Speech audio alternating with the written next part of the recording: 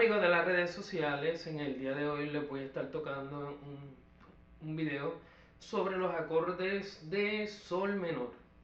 Pueden utilizar una sordina para que pise este traste, el tercer traste, y lo tocarán como mi menor, si séptima, mi menor. De igual manera, para el video anterior, que era fa menor, pueden también de igual manera poner una sordina en el primer traste como mi menor y dar los acordes si séptima, mi menor, la menor, que sería en este caso la séptima menor, y de igual manera acá sería como mi menor sería sol menor, si séptima, en vez de ser si séptima sería re séptima. Entonces aquí sería do menor, re séptima,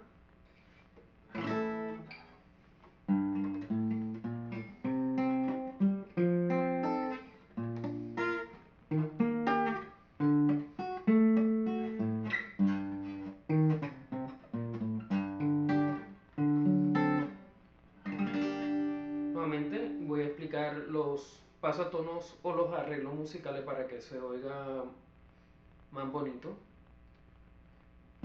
Vamos a dar a pisar el tercer traste, sexta cuerda, luego el mismo sexta cuerda, sexto traste, luego el noveno traste.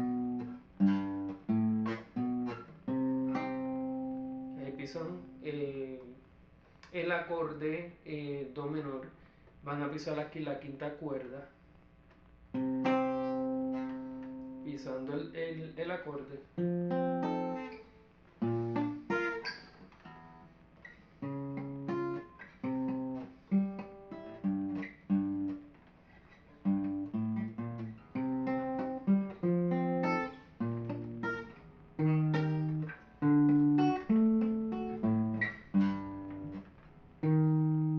Aquí van a pisar la quinta cuerda, el sexto traste y luego el quinto traste,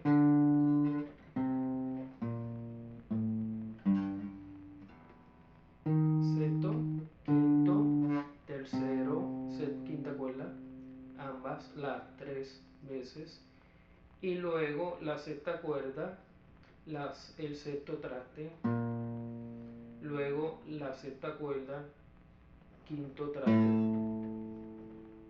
y luego de igual manera el tercer traste, sexta cuerda.